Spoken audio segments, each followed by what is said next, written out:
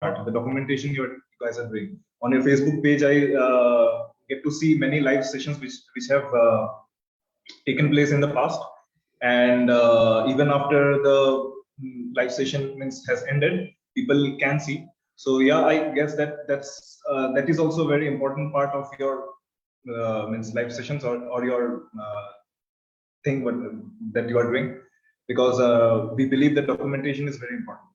So yeah, that's really a good thing.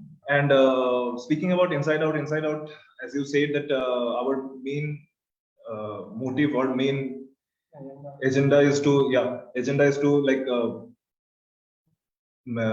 the city dwellers, they don't get to have get in touch with nature. So yeah, our main agenda is to do that, like help city dwellers getting in touch more with nature. I would like to ask Stop to start on it.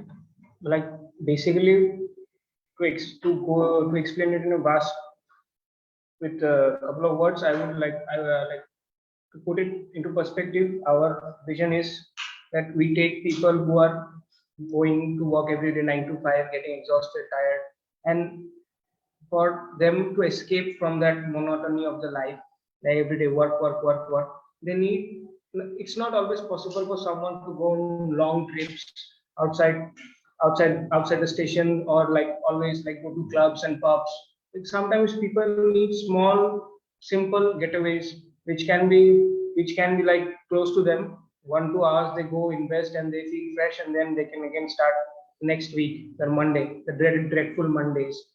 So that was our, like, we thought like what can we do which can give people a little like boost, so that they can again start with the week and like not feel exhausted. What is that short escape we can provide them? Then we came up with the idea, like we can take people to treks, we can familiarize the urban population with nature. Like हमारे यहाँ पे हमने like people basically like people like people outside, they basically say that what Guwahati is a forest. Like they say it as a joke or something like that, but we should monetize that idea, because there are so many forests within our city which people have neglected, and we are like, our idea is to turn that upside down. We are taking the urban population and making them see the forest is still there, and it's actually beneficial for you, because you don't always need to go somewhere outside.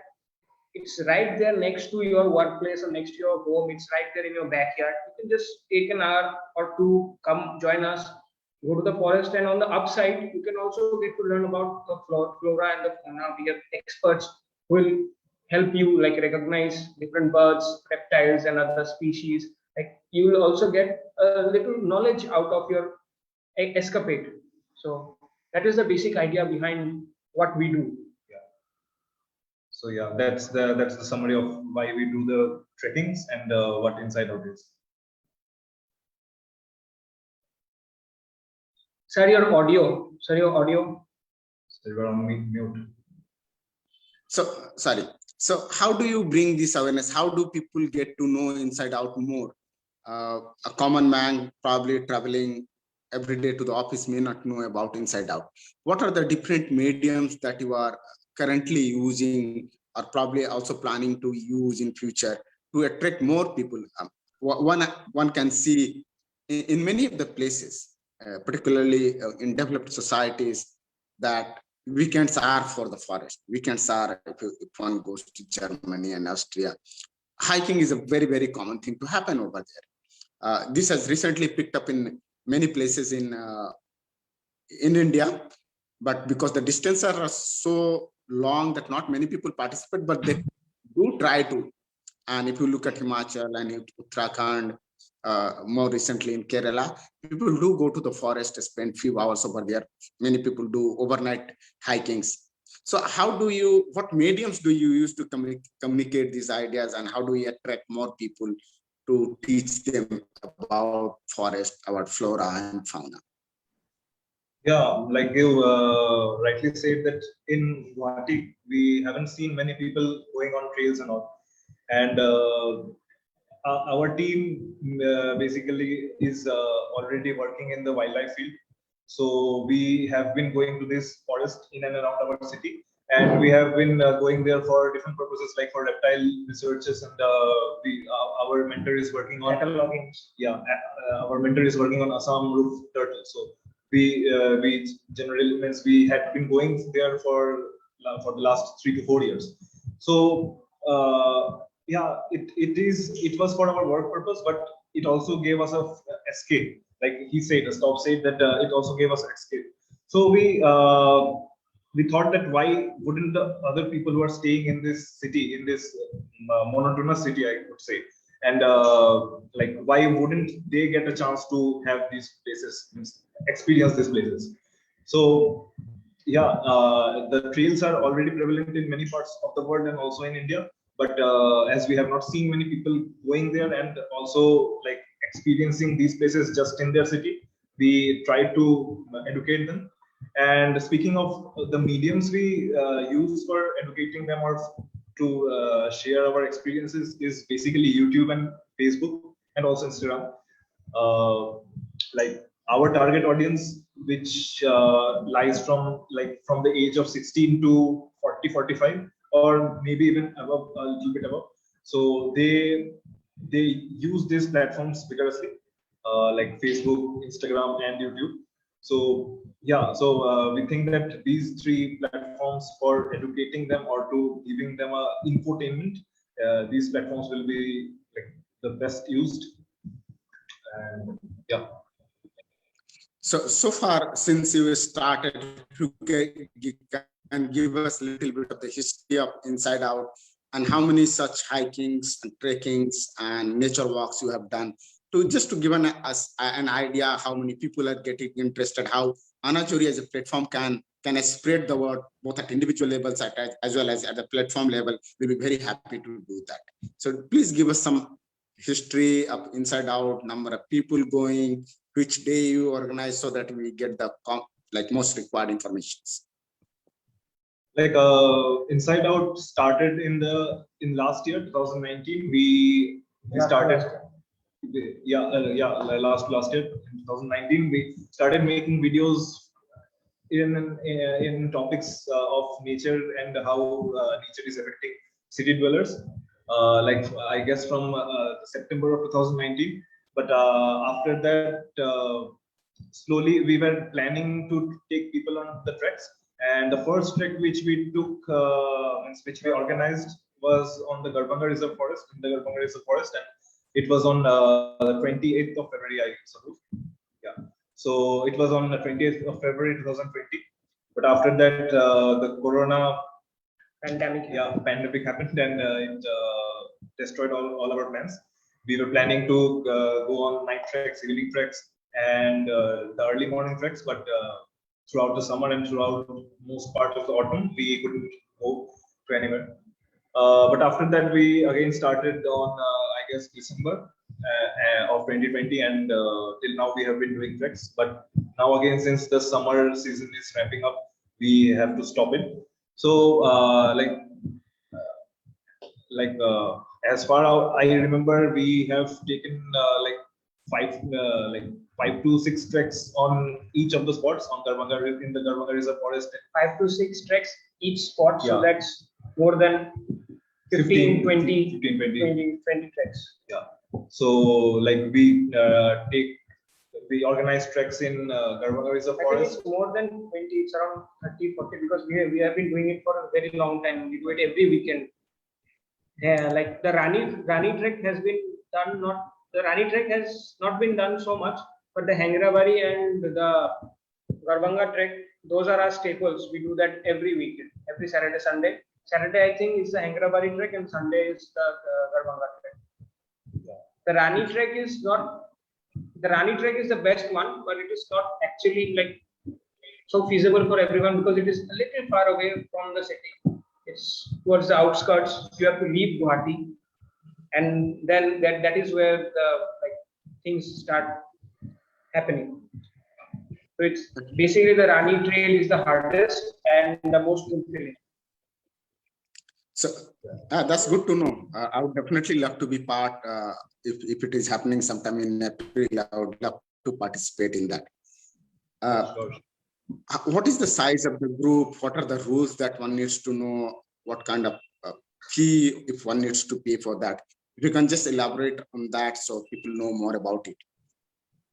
So the rules are very simple. You just have to abide by the rules of nature, by the forest. You have to wear muted clothes. You can't make a lot of noise because it will aggravate the animals, and it can also like Rani instances always keep happening in Rani and Rani and Gorbanga that students get lost and chased by elephants because those places are filled with elephant corridors. So it's basically like safe if you don't carry anything which creates a lot of sound. You have to wear muted clothes. We know animals are mostly colorblind. Advice to wear clothes. Second, you need to know what to do when an animal like chases you and or you are face to face with a beast. Like you don't have any control in the forest. So these are some of the basic things which you need to keep in mind. And our group consists of like one person who is going to like document everything, just take videos and photographs. To a resource person who is going to familiarize you with the animals, the flora and the fauna, what to do, what not to do when you're face to face with an animal. And the third person will just like keep the team intact so that nobody gets lost or like gets left behind. We usually take a crew of around 15 to 20 people because more than that it is not manageable. And it is not also advisable. We don't advise people to go into the forests, like into treks like these with a huge group, because And even alone. if you can take a huge group, no problem, but we have a resource person who is always engaging with the crowd. If you take a crowd of 50 people, it becomes hard for the person who is at the back to understand what is happening. If we spot an animal suddenly, we can't, the person from the back, by the time he comes and reaches, the animal is gone, but everything is gone. You can't understand what is happening. So it's advised to just take 15 to 20 people. That's a good amount.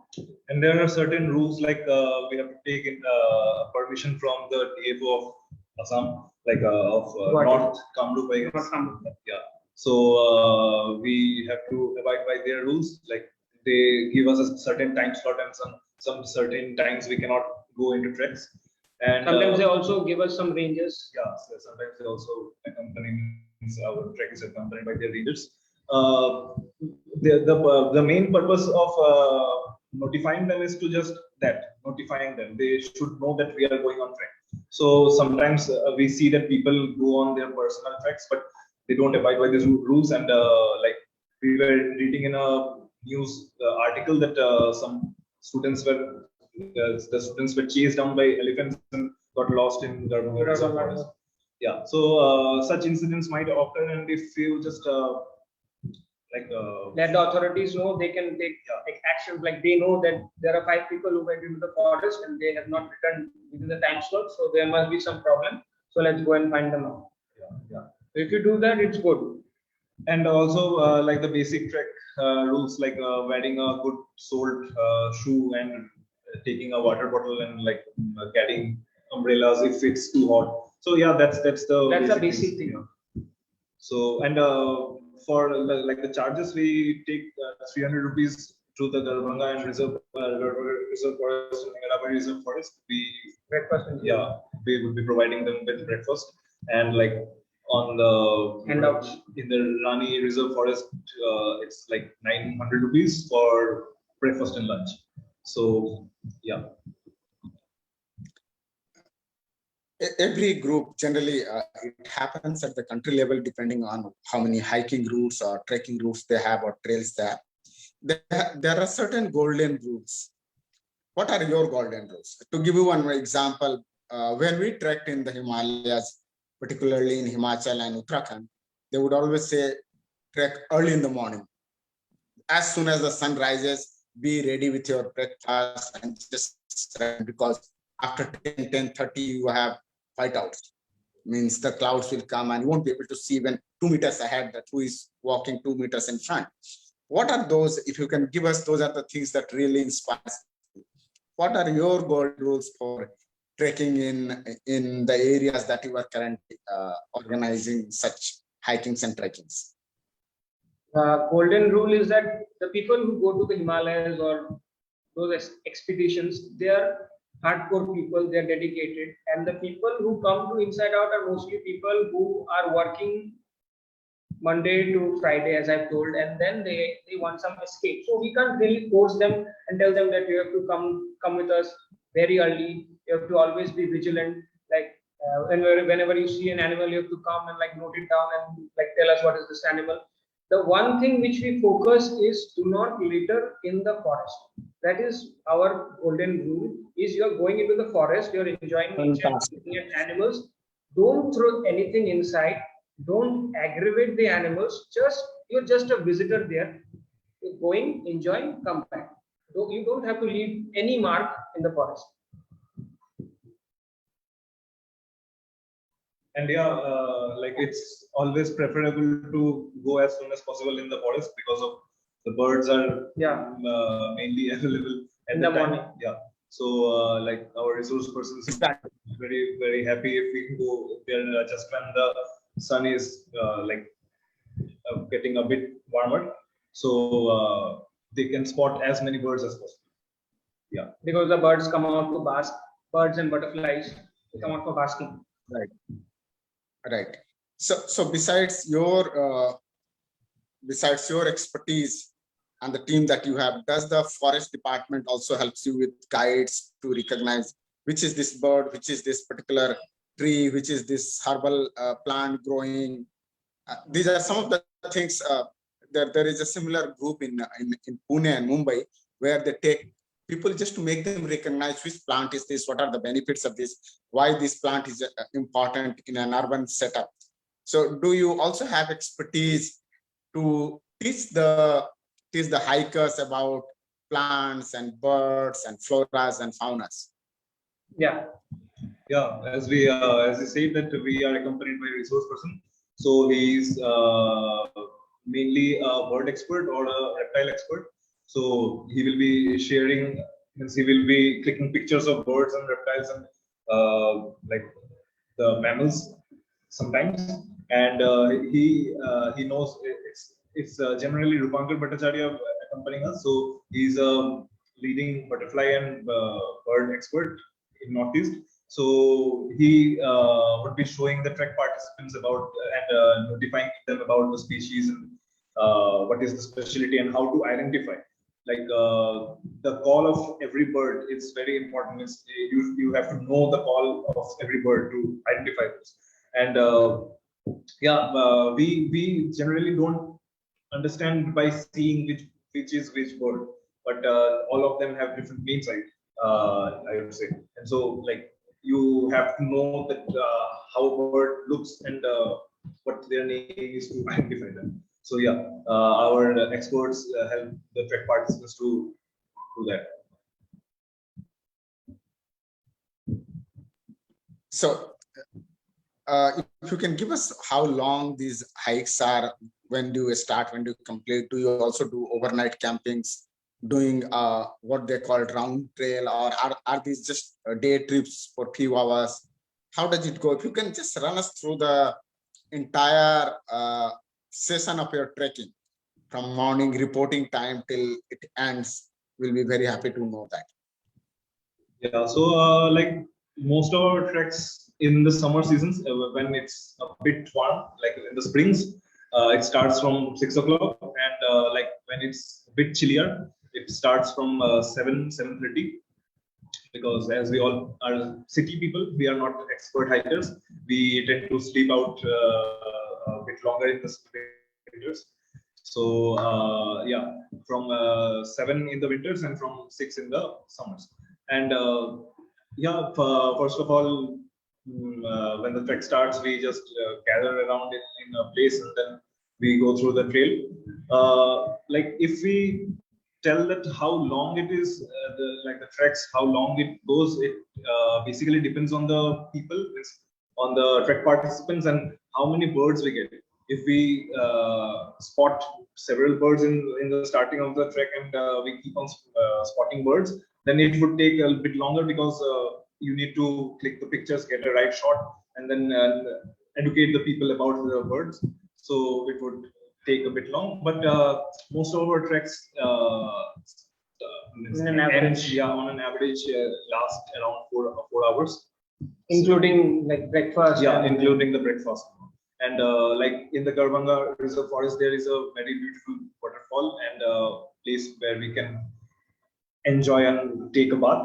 So that session takes a bit longer, as you can guess. The Rani one is the longest. Yeah, the Rani one is the longest, and it's The Rani most- one is the most longest and the most demanding trek. and it's also the most secluded, I would say. And the whole trek is covered by a canopy of trees, so even in the summers it does not feel so hot. And their lunch, like the people who provide us with lunch and breakfast is also, I would say that it's the best. It's completely homemade, but it's also the best. In terms of like how many kilometers people walk, I'm Okay. asking this question with a very particular purpose. Okay, so the Hangrabari Reserve Forest trek is of 4.6 kilometers.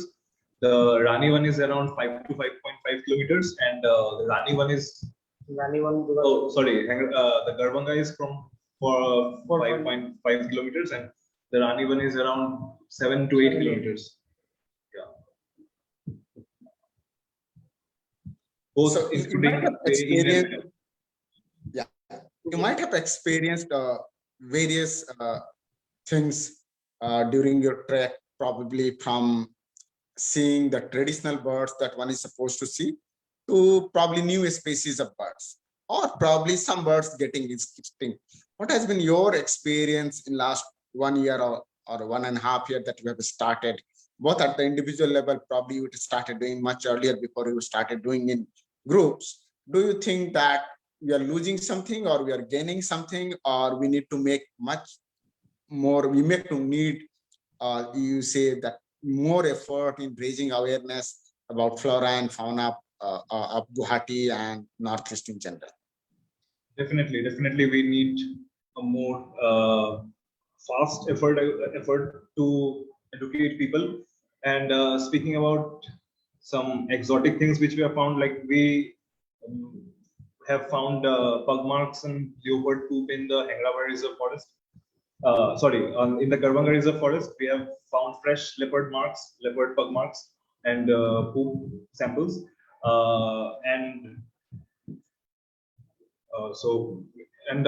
Like some beautiful birds which I have seen. I'm not an expert, but like there is the white rump shama, which is really beautiful, and there is I have forgotten the name, but yeah, we regularly see some really beautiful birds. So Drongos and other species, those are very prevalent. You can see them. You don't see them so much in the city, but you can see them in the outskirts, yeah, in the outskirts very much. and one news we have been hearing from like for the last 6 months is that through the Garbhanga Reserve Forest there is a route being built, like a motorcycle route being built from connecting the Osistok and to Shillong. So if that gets made and that gets built, the entire forest will slowly get destroyed. Like we have seen how much beautiful the place is, and if it gets destroyed, then it will be a really sad occurrence. So Yeah, one such animal which I would like to say that we have spotted, people know that it exists, but people did not know that people did not actually spot it yet. So it was the otter. Yeah. Otter. Last trek, which otter? Water is, Smooth coated otter. yeah, The smooth coated otter. So we can actually brag about it that we are the first people to have documented that otter, like it was basking in the Garbhanga forest. Our resource person Rupamka Bhattacharya, he spotted it, and like he clicked some photos. We have those photos. We put them up on our site and pages. If you guys want, you can just go and check it out. So we can brag that it is like we were the first people to document the existence of that otter, specific otter in our forests. So that is one exotic species like we were thankful enough to witness in this natural habitat. And also the common kingfisher. Uh, that is really a rare species. The name is common, but it's not that common.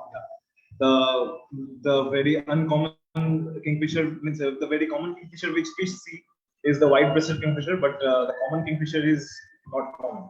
So yeah, we also spotted that on the very particular day we spotted the otter. So just to pass on the information, that if you think that the government or whosoever has planned it, this is going to destroy the flora and fauna of this forest, you may contact us, and we can discuss it, that whether there is a way to file a petition in the court or even with the National Green Tribunal, that how to stop it. Because sometimes we think too much of creating infrastructure which actually destroys the natural infrastructure. Because in India, and let me be very cruel, in India people don't understand what natural infrastructure is.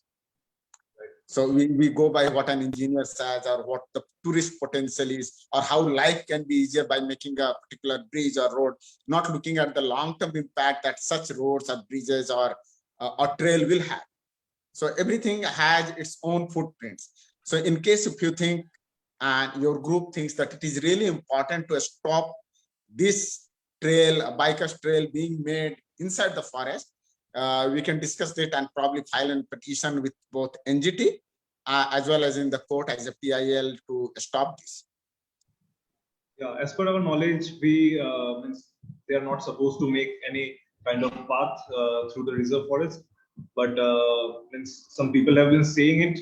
We don't yet know is it true news, but like if it happens, then it will be really destroying even for the whole ecosystem, and like the whole Darbhanga Reserve Forest and the villages inside it are really very peaceful and really nice.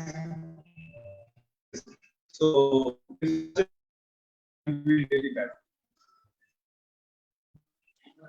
So I think this is one of the important things that you have made us aware about, and we would definitely like to help you with this. So let's find out the facts, whether this is true or not, and if it is true, then how can we define a strategy, an advocacy strategy or approach to stop it.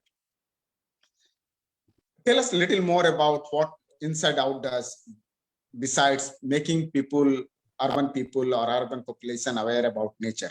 What other things you people do which our audience can get benefits out of it? We have been planning on doing a thing called we've been planning on installing water beds or like water pots for people, means on the terrace of people, for the urban birds to have a drink from. So like some birds like the sparrows, the common house sparrows, they are losing their places to live because of our flats and all, and they are losing places from they can drink water because everything is getting cemented and like everything is like the water does not has places to be stable. It's like they cannot it's all flowing water.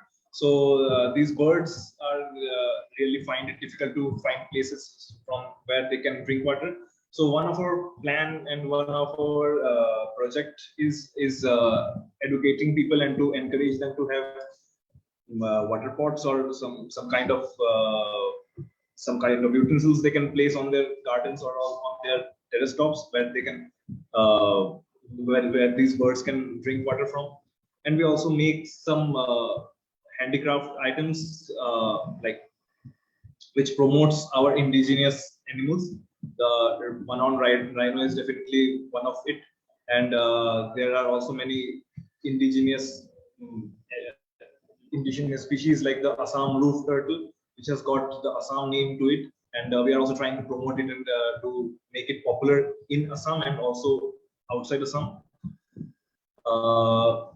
And apart from it, like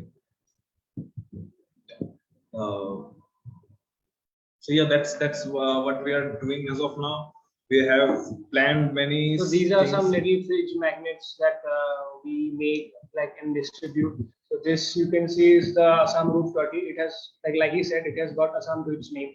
So the one on rhino, it's the one on rhino. All the other animals they have like names. They have their names, and but this specific animal it has Assam to its name. So that is why we're trying to like get it known by the general public, because this is one animal like people usually neglect. So the Assam roof turtle, like we need to understand the gravity. Like it has the name Assam attached to it. So like if people know about it, then like in India or outside India, people will get to know about Assam, and then automatically people will get to know about like so this indigenous like this exotic animal. So that is why like it's important to also like give people data about the available fauna. The one-horned rhino, the water buffalo, those are the big mammals which people usually talk about, and they leave out these small animals which hold more importance. And like that is what we're trying to do. We're trying to talk about things which are not talked about a lot. Yeah, the underdogs, I would say. And yeah, we have seen that it's very prevalent that NGOs and organizations working on the rhino, one-horned rhino. So means many people are doing that. Many people are working on it. Many people are working on the conservation of one-horned rhino. It's easier to get funds and channelize funds and get people's attention, but the other species, they don't get so much attention and so much care, but they do need attention because they are They also, need their share of the spotlight. yeah, and they need also conservation efforts. So we are trying to educate more people. And another thing I would like to say, which we are working on, is the it's like the water hyacinth paper. We are making paper from water hyacinth, which is We're trying to. Like, yeah, we have successfully like processed, and this is a booklet that we have made. The water hyacinth is basically, people out here they think that the water hyacinth is a waste, or the water hyacinth has always been here. So let's let it be. But the reality is the water hyacinth is actually an invasive species. It destroys the ecosystem. Like it does not. Like we have usually seen, people have visited Deeporbil and other like marsh areas. They've seen that the water hyacinth takes over the whole place, and the animals like the fish and these little water snakes and other animals which live underwater, the other plants, like they don't get their amount of sunlight because the water hyacinth blocks the sunlight. It also becomes hard for fishermen to go about their daily duties. So it's better to like find ways to naturally like to make use of these bane of nature. And so one way we found out is to turn water hyacinth into like feasible paper. So this is one booklet we made. It's completely made out of water hyacinth, like processing water hyacinth, and the process is completely like we do it in our office. So it's actually very feasible, and we'll try to educate more people on how to do it so that it becomes a source of income for the people who stay near Deeporbil and other marsh areas. That's quite true, because water hyacinth generally has a very bad name, that it kills everything that is there in the water in terms of water life. My organization has been doing composting with the water hyacinth. And lots of people think this is the worst kind, even among the waste, they say it is worst kind of waste. So you take it as much as possible, we never object to it, and we chop it up and mix it in the composting. But it's good to know that it is also made into paper, because that's much more upcycling than making something like compost. So it's really, you people are doing commendable work in terms of turning into a paper, because that will also reduce, no matter how small it is, the wood-based paper making or bamboo-based paper making. One of the common thing that a lot of people have asked me, I myself have observed. I was born and brought up in a tea garden, and as kids we played with sparrows, with maynas and crows. There were literally hundreds of sparrows and crows and maynas we can see on our roof rail or on the boundary wall of our houses.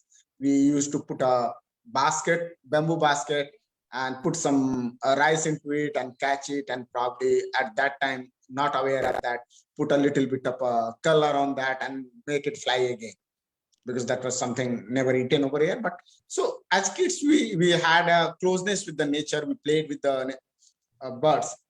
Today, I don't see a single animal, a single bird, a sparrow, a single crow, and a single man. What do you think has changed in the last 20, 25 years, that from hundreds of sparrows on every house, today we have none? Yeah, it's as per my knowledge, it's because of these flats that we are rapidly building. Because earlier, when we used to have that Assam pattern one-storied houses, they used to have little Spaces and spaces and cracks in their walls and all. So the sparrows were staying in those places. It was easier for them because instead of trees are susceptible to like weather damage. Like there can be a storm and the nest might fall. But in Assam type houses, like they basically have 3-way or 2-way protection, so it's better than trees. So they used to make their homes there. But now, when we have started making flats or cemented houses, there are no cracks or no possible like areas they can actually build their homes. Like one thing I experienced, like it happens every summer at my place. I stay in Gorchok. So like we have an exhaust for the chimney, and the sparrows every morning they try to build their home. They used to try to build their home right there in the exhaust for the chimney, because like it was very safe. It was a very safe place because it had 5-way protection. It was like a circle. And so what we tried to do is we built a little like a pipe sort of thing so that they can come in and stay there. So that is what I would encourage people to do, is like if you're seeing, like if you have experienced that yes, the population is reducing, there are no sparrows, there are no dragonflies, there are no mynas, people don't see any fireflies these days. The amount of fireflies have also reduced. You don't hear frogs calling in monsoon season. And so if you're seeing that there is a problem, try and like come up with ways, like simple ways, like with which you can put an effort, things you can do by yourself, which can create a small effort. Because if you do something, then the person next to you, he'll see that, he or she will see that, and that person might also like do that. And slowly, things will start getting back to how they were supposed to be. And one thing I would like to say, that the disappearing of frogs, and like we don't get to see many frogs in the monsoon period now because of the disappearing of the marshy areas, the marshy lands around us. So, and also the drains are getting cemented, so they don't have that silted basin in it. Yeah. So when you cement a drain, water seepage, like the groundwater restoration, it stops because the drain is cemented. The water is flowing. It can't go through. It cannot pass and refill the water system. And if it cannot refill the water table, you don't have any marshes left. If you don't have any marshes left, you don't have frogs. If you don't have frogs, you don't have like other animals, which like other birds or other insects.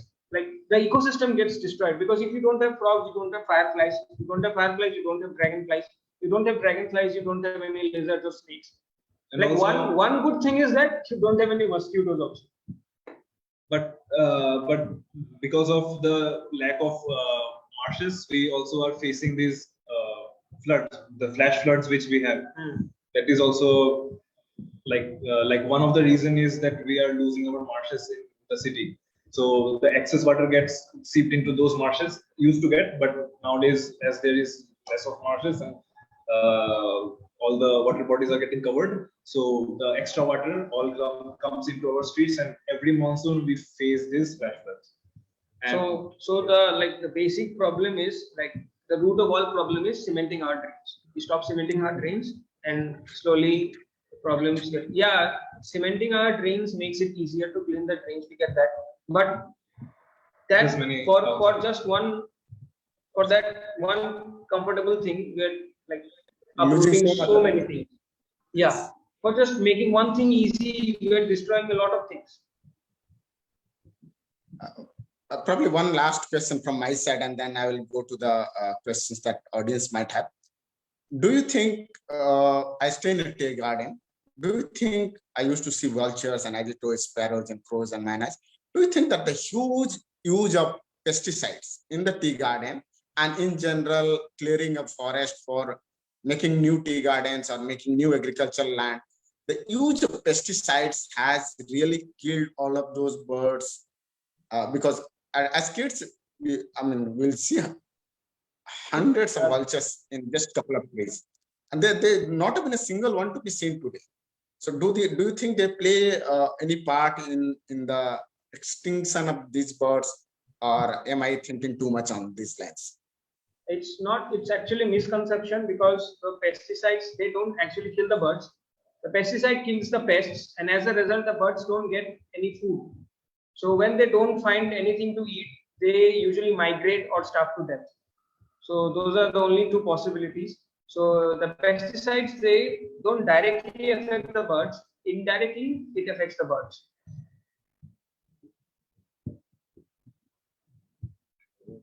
There is a question from our audience that besides the traditional species that one has documented in the case of Assam, do you also see season wise or in different seasons exotic species, the species that come and reside here for certain time of period? Because I know in Tinsukia, in Maguriville, there are migratory birds who come every year during the winters and stay there until a certain period of time.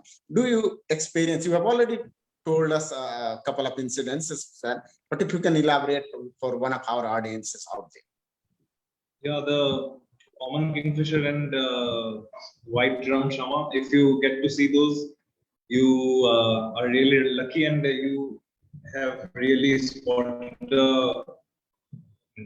like an animal that you can go and tell your friends, like, I have done something, it's an achievement sort of thing. Yeah, and they are really beautiful eye candies.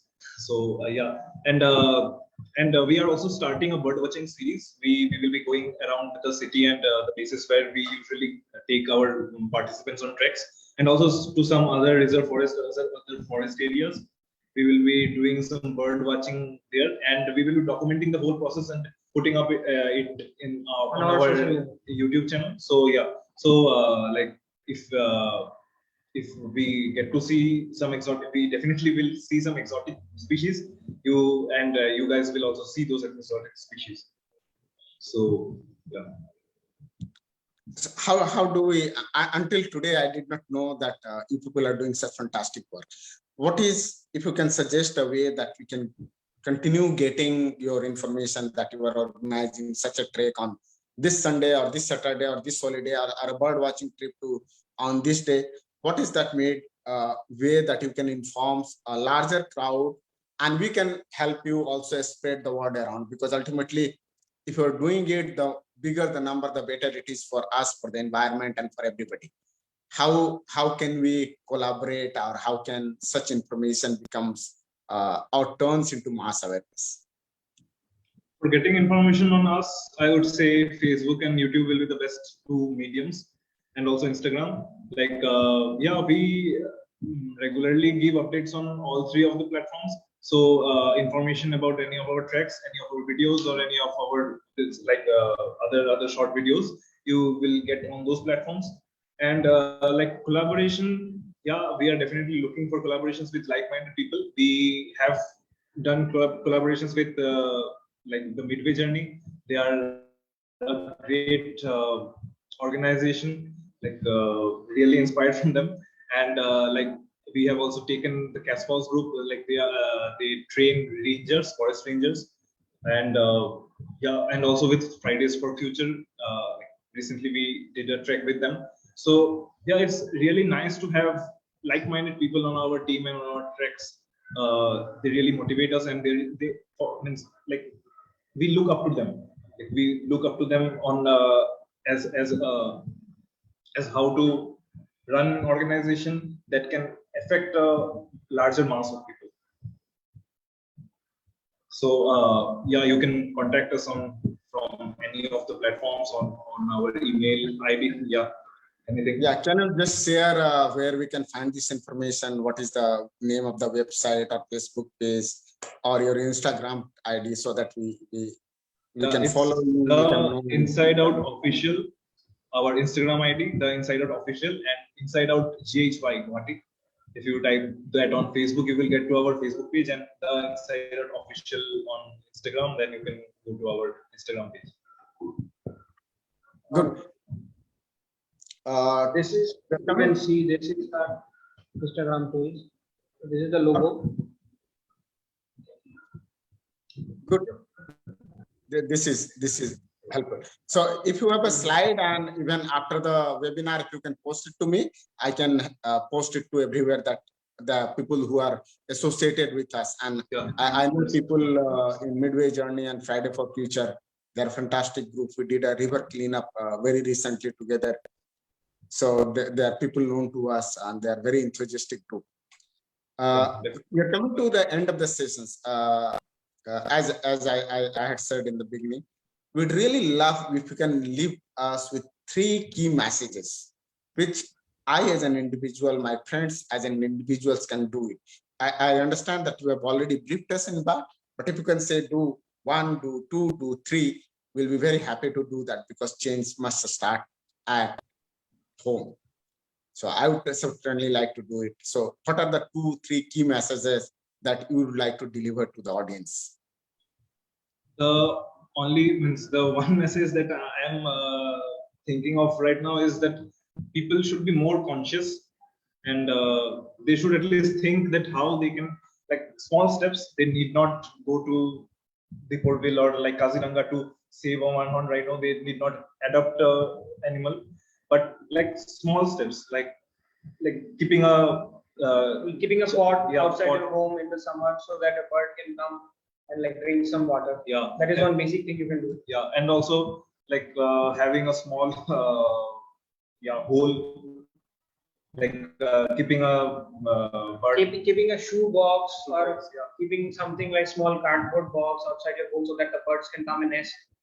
And like, if you go out, don't litter. These are some basic little And things. Holi is coming. We generally see people means throwing colors on stray dogs and wild cats. Like, we understand that it's your love. You also want to include them in your festivities. You also want to like they are also like a part a of part your of fun. your your family or your loved ones.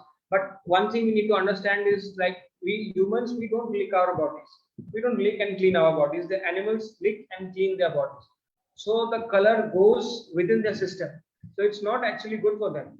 So we need to understand, like, people, rather than telling someone, don't do this, we should try and make them understand why should you not do this.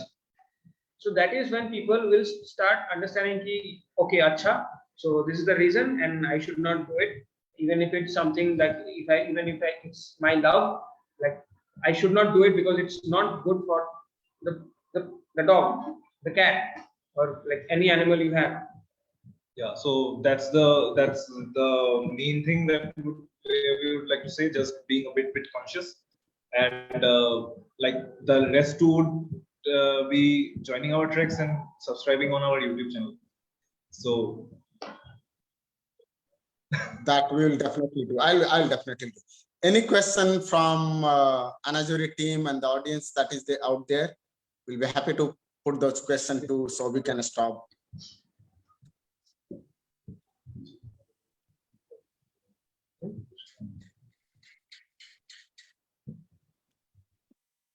Kasmira, you have any question?